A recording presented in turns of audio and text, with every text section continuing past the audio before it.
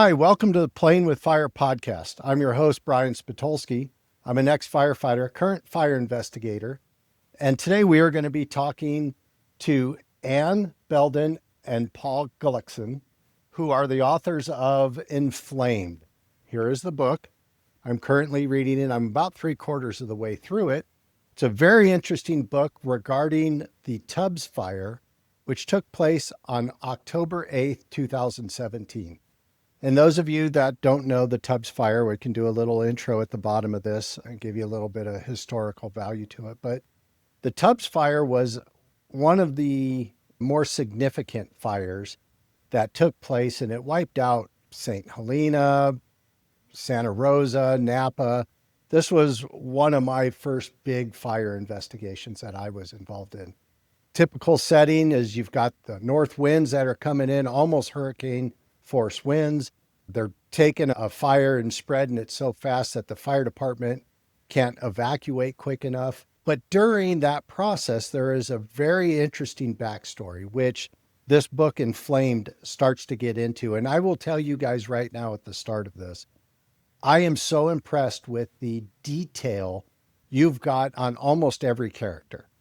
It just blows my mind how much information you grabbed about each person you interviewed. And I'm not even at the end of the story, but it is very captivating. And next time I go to a fire investigation up there, I would like to take one of you with me because you guys will grab all of the answers before I even know what the question is. So way to go with that. First, I'm going to let you guys kind of introduce yourself so that our audience understands who you are. And if you'll do first, and then we'll go over to Paul. Okay, my name is Ann Belden. I run the journalism program at Santa Rosa Junior College, and I am co-author of Inflamed, Abandonment, Heroism, and Outrage in Wine Country's Deadliest Firestorm. Awesome. And I apologize for not reading the rest of that subtitle down there at the That's bottom. okay. It's long. Okay, Paul.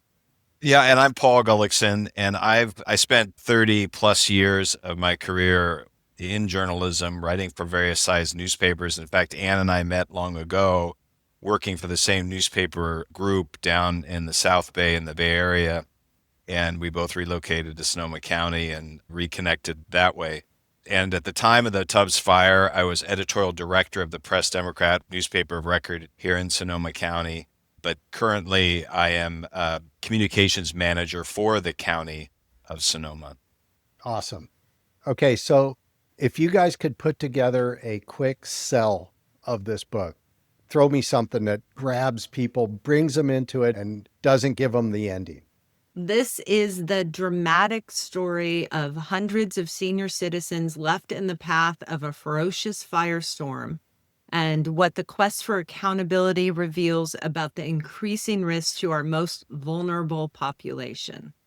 Yeah, I would say at its core, it's the abandonment of, as you said, over 100 residents at these two senior care facilities amidst, at the time, of one of the most destructive and deadly fires in this nation's history. And I would say at its core, it's a story about courage and heroism of the people who went out of their way to go up there, concerned about loved ones, but then discovering that these residents have been left behind. These are individuals that drove through burning branches, through smoke, went around barricades in many cases, and found these people had been left behind, and they had an opportunity to leave and they didn't, and they stayed. And so this is an hour by hour account of what actually happened that night. And it's also a story of accountability because this company denied that these residents had been abandoned and neglected. And there was a long battle for accountability, state investigations by a number of people after the fact. And this lays out the whole story of what actually happened there and the venture to hold this company accountable for what happened. And it's ultimately is a cautionary tale because there's so many things that happen at these two facilities that we feel are important lessons to be learned of what not to do in the event of a catastrophic event like this. Right. And sadly to say, it's still happening. Yes. These senior care facilities are still being stranded, or the seniors are still being stranded, or they're not being at the top of the list for whatever reason. So you guys got together to write this book. Can you give me a quick synopsis of why you two partnered up for Yeah. this? we had the fires were going on for about 2 weeks, and the Tubbs fire, which came from Calistoga over to Santa Rosa, had just destroyed Fountain Grove and jumped Highway 101, destroyed Coffee Park. My son was a firefighter at the time, and he was sent out the night of the fire, the night of October 8th, and then the fire basically raged for the next 2 weeks, in part to distract myself because I was so worried about him. He was like 20 years old at the time. Yeah. I rounded up students to go report on the fire, and we were out in Fountain Grove and Coffee Park and all these destroyed areas and going to active fires at night and just working on the fire around the clock. I had students who lost homes in the fire. I had colleagues, like 1,000 people at Santa Rosa Junior College at the time had lost their homes. So I was just consumed with this fire. One of my students wanted to make a movie about the emergency response, a documentary. And she asked me for help in finding good stories. And the story that had stuck in my head was from a column that Paul had actually written about these two women that had raced up to Villa Capri, which was assisted living and memory care in Fountain Grove. And they were family members, and they were going to get their own parents out, and they ended up staying and being the last two people there with 24 residents locked in, half of them upstairs in wheelchairs, the other half downstairs, many from memory care. And the employees at that point were gone. Fire surrounded them on all sides. The building was on fire. It was filled with smoke. And they could have left, but they didn't. And these two women, Kathy Allen and Melissa Langels, their story had just stuck with me. And I called up Melissa because I realized no one had really talked to her. She hadn't been interviewed, and she agreed to be interviewed. My student recorded it, and I talked to Melissa, and all of us were in tears. Melissa was obviously still very traumatized by the night's events. And then after the interview, she showed me a website that the corporate owner had put up that said it was their version of the fire events. And it said that staff had evacuated the last residents with some help from family members. Now, this was completely contradictory to what Melissa had told me. In fact, she said, yeah, that's.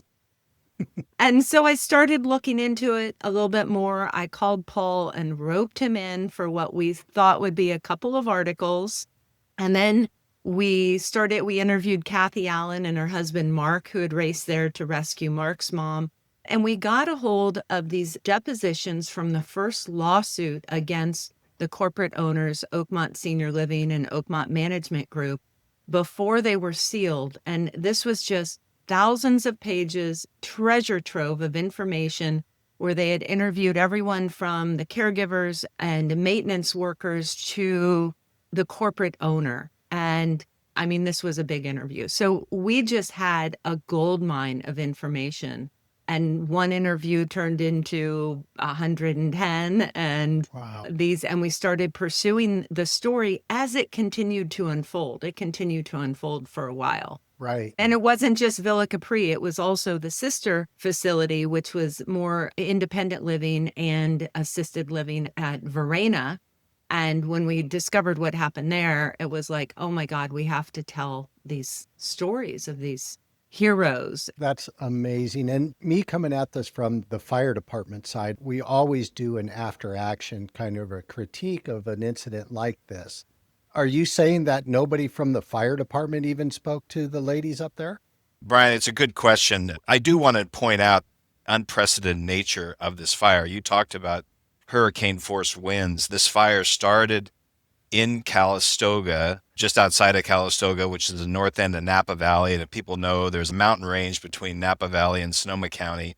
And the winds were blowing west, and it was like a blowtorch. These winds were very intense, and it spread this fire very quickly over the mountains, the wooded areas from Calistoga into Santa Rosa. And so our book goes into detail capturing the progress of this fire. But as Ann pointed out, the primary focus is what happened at Villa Capri and Verena. And I just want to note, firefighters were heroic that night. What started out as a firefighting emergency response really turned into a rescue operation. They were trying to save lives at Absolutely. the very front of this flames, like a crash, like a tsunami coming over the hill. And they were just going door to door as homes were burning and trying to get people out. Right. And at the time, because of the catastrophic nature of this fire, it was considered the most destructive fire in the state history until a year later when the Camp Fire came through and then wiped out the town of Pacific Palisades and much of Butte County. Paradise. Paradise In was oh, what did I say? Paradise. Sorry. There's But, so many destructive fires. It's hard to keep them straight right Right. now. That's right. Yeah, there was a Paradise Fire in Butte County, which is just to the east of us. But I do want to point out one thing. Ann was concerning these depositions that we got a hold of. They were in a civil case that was settled and sealed, and we were the only ones who get a hold of these depositions. And it was sealed by this company and primarily owned by this very wealthy, powerful individual in our community, Bill Gallagher, who owns Oakmont Senior Living. And so, as Ann mentioned, it was a treasure trove of information about what actually happened that night. So between that and the number of interviews that we did, we were able to pull together this whole story. And when Ann reached out to me at the time, as she mentioned, we thought at the beginning of this project it was just going to be a few interviews. But this story had really stuck in my craw and bugged me because when I was at the Press Democrat, I wrote some columns about what we were hearing about what happened at this retirement complex, that they had been abandoned by the workers there. And at the time, the owners of the complex, Oakmont Senior Living, was basically denying that had happened. And the owner had a defamation suit against the newspaper, which sort of had a chilling effect on our ability and flexibility in covering this story. So when Ann reached out to me, I had already left the paper and I was working at Sonoma State University. And she said, "Do you want to look into this some more?" And I said, "Absolutely. Let's dig into this." And so that started us on a 5-year journey to unpack what actually happened at Villa Capri and Verena. And as she said, it sends chills down my spine now, even talking about it, because so many of the details, so many of the harrowing events of that night were never covered. And I think most of all, the courage of these people who went up there and saved the lives of strangers. In many cases, they went up to save loved ones, but they stayed to save the lives of strangers. And it's just, that's really at the heart of the story. It's a story of heroes and just amazing stories of what happened that night. Absolutely. And I'm really glad that you clarified that because, as I was saying, as a firefighter, we always want to fix these problems that seem to happen during emergencies and tragedies like this. And the only way to fix it is to honestly look at it. And we could do a whole nother podcast, probably a couple, on how bad we're not fixing those mistakes or understanding what the tragedy was so that we can better take care of it on the next one. And you guys, being reporters, understand every year we have a more catastrophic fire that takes out more towns, more communities, more people are losing their lives. So it's definitely something that is really hitting on me. And my wife will tell you every time we have a Maui, we have a Paradise, we have a Palisades or an Eaton, it just kills me because it's repeating the same mistakes that we've been making. But I'm going to get off my pedestal. I'm going to get back to you guys. And you brought up something about doing the reporting at the beginning of this. And can you tell me, what was that like? You guys both live in that area. So you're seeing your communities and your neighbors' communities burned up or going up. How did that affect you? It affected me deeply. And I was lucky in the sense that I was safe in a town called Sebastopol, but I got a text from my son. I woke up smelling smoke and I got a text from my son that he was going to a big fire in Kenwood. And I went and looked out and I could see both the Tubbs fire and the Nuns fire from my deck. These were two huge fires among 17 that broke out that night. And so fire services were overwhelmed. You know, they started out trying to tackle the fire and then ended up just trying to save lives. Right. But I personally knew so many people who lost homes. And so that really affected me. And then reporting on it, helping my students report it, like they actually, a lot of them came and worked from my house because I had Wi-Fi and power, and Wi-Fi and power was down throughout much of Santa Rosa. we realized that because it was in our backyard, we knew people, we had sources, we knew the roads, we knew the locations. We could report on this. And these are college students just as well as someone coming from CNN or Right. the New York Times. And they had their oak leaf microphone up at press conferences with Gavin Newsom or was it Gavin Newsom then? Jerry Or Jerry Brown, I Brown think it was, with yeah. Jerry Brown and Nancy Pelosi in town and all these politicians. They had their microphone up and they were reporting on it. I felt just as well as some of the bigger news agencies. So one of the things I dive into during some of my podcasts are PTSD and the effects of traumatic incidents. Do you feel like you still have, I don't know, some sort of a side effect from writing this book, or was the writing of the book therapeutic for you? The hardest part, I have to tell you, was in 2020. We had 2 fires raging in our county, and I actually went with a student out to the Glass Fire, and we saw some intense scenes. And one was in Paul's neighborhood, actually. He had to evacuate, and another was nearby where I saw just this tornado of fire like swirling toward us from 2 sides. And then we had so much smoke in the air that we had days that were all orange and you had to stay inside because the air quality was so bad. And during this time, I was writing the fire chapters and I was dreaming in fire or having nightmares in fire. And I remember it was just this very dark period because I was trying to get through these fire chapters while there were fires burning in the county, and while every time you walked outside, you were inhaling the smoke from the fires. Wow.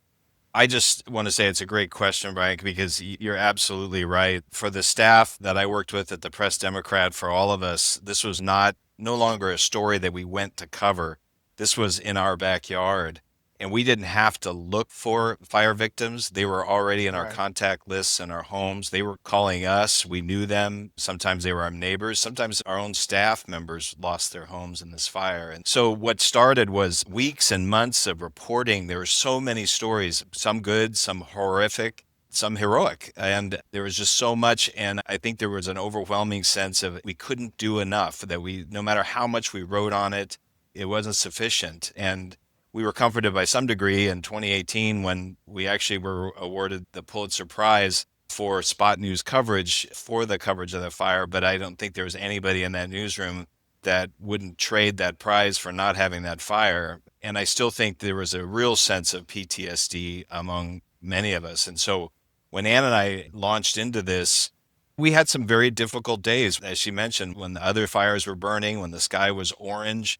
It was hard to crawl back into this story and relive it. And as you noted, we go into a lot of detail as to what happened. We try to make it a book of literary fiction where readers would feel the sense of the story moving through the chief characters themselves. And that meant going into great detail as to what happened that night, what people were wearing, what color the car was they were driving. And that meant interviewing a lot of people who also were suffering from a lot of trauma. But we felt they trusted us with their stories, and Ann and I didn't want to disappoint them. We kept at this because we wanted their stories to be told. And the day we had a book launch party a couple of years ago when the book came out, and we had about more than 200 people filling a restaurant. We had some of the fire heroes up on stage, and we were interviewing them. And there wasn't a dry in the house. And at the end of the night, the whole audience gave these people a standing ovation. That's really why we wrote the book. We wanted them to be recognized for what they did because their story hadn't been told. In fact, they had been dismissed to some degree by the owners of the company and said that they weren't telling the truth. And we documented exactly what happened, and these people deserve that recognition. And they didn't get that recognition from not anywhere from city. else. No awards, no city awards, county awards, nothing. Wow. You just kind of led right into my next question. Why did you guys put this book together? I think you really just answered it, but can you instead say, what were the failures that happened exactly? What I'd like to say is, yes, we wanted to document the heroes, but we saw a bigger picture from the start. We saw this as a warning, especially when it comes to seniors. In every disaster, from Paradise to Maui to Palisades, seniors are between 60 and 75% of the victims, people 65 and older, they typically are the victims in these fires. And these people had paid a lot of money to have round the clock care for any condition. And these were, both Villa Capri and Verena were top of the line luxury assisted living, independent living facilities. These were not bottom of the line. They were paying up to $12,000 a month to have round the clock care. So the fact that this happened here, we realized that a lot of other places probably are not prepared for a climate disaster. You can't just call 911 when there's 17 fires and no fire personnel. And we also saw the increasing climate change, the increasing climate disasters that, as you said, are more catastrophic every year. Right. And occurring in places that don't usually get them. Yeah, and if I might add, Brian, you're probably familiar with this, but many places for a long time have had a shelter-in-place policy, meaning they want all the residents to stay in their room and wait for firefighters to show up or being told what to do. And in some of these catastrophic events, that's not really an option. You need to be ready to take care of your own residents or in your own family. And unfortunately, we're finding out. But in this case, imagine waking up in the middle of the night, the power's out, the alarm goes off, which is what happened at Verena. You call down to the front desk and they say, oh, don't worry about it. It's nothing. It's a false alarm. Go back to sleep. So you go back to sleep and then you wake up at 2 a.m. and you smell smoke and the power is out and you go downstairs again, or this time you walk downstairs and the staff is all gone. That's what many experienced at Verena in particular. And some of them, these are able-bodied people who had their own cars. They maybe went to the garage to get their car out, but the power was out and they couldn't raise the garage door. And when they tried to manually raise it, there were embers coming in under the door from the fire that was already burning around their complex.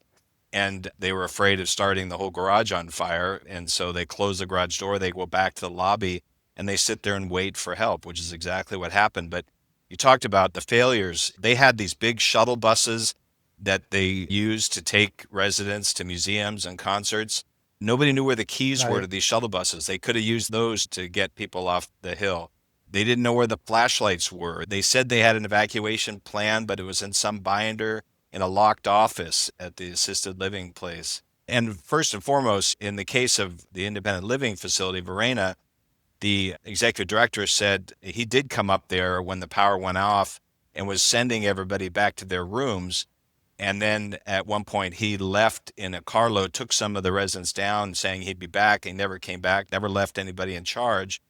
And the executive director of the Villa Capri, the assisted living complex, told the staff, I'm on my way, I'll be there, keep everybody in your room. And then she never showed up. And throughout all our investigation, we never have been able to figure out where she was for 6 hours. Wow. So, and you wanted to say something? Yeah, I wanted to add that Villa Capri was a disaster waiting to happen. They claimed there was an emergency plan, but the only copy of it burned in the fire. When Villa Capri did burn down, they admitted under oath that there was no evacuation plan. The training of the staff was very minimal. They had learned how to use a fire extinguisher, but that's not going to be much good against a firestorm.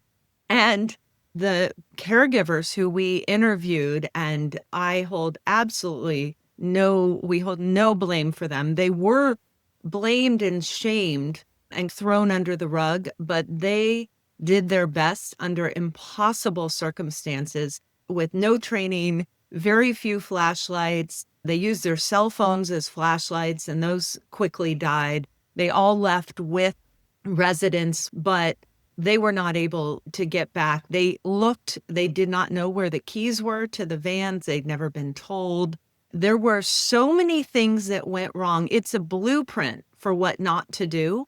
And I have to say, I just started looking at memory care for my mother, and I asked questions just this morning of, do you have a contract with the transportation company? And they said, well, we have a couple of vans. And I said, how many residents do you have here? And they've got way too many residents for the For vans. just a couple And vans. a lot of, Yeah. yeah. And I said, do you do fire drills? And they said, we're talking about doing those.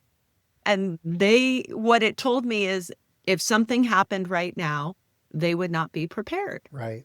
And that's something that really needs to be addressed. And I know that we don't want to beat down on the fire department because they're doing life safety. That's their primary goal. And in a situation like this, and you just can't evacuate enough. But on the fire prevention side, you can be covering everything that you just went over and make it a code requirement that this Yes. stuff is addressed prior to the incident. And I don't know if you two know, but the Palisades had a very similar incident where one of the senior facilities was basically blown by the fire.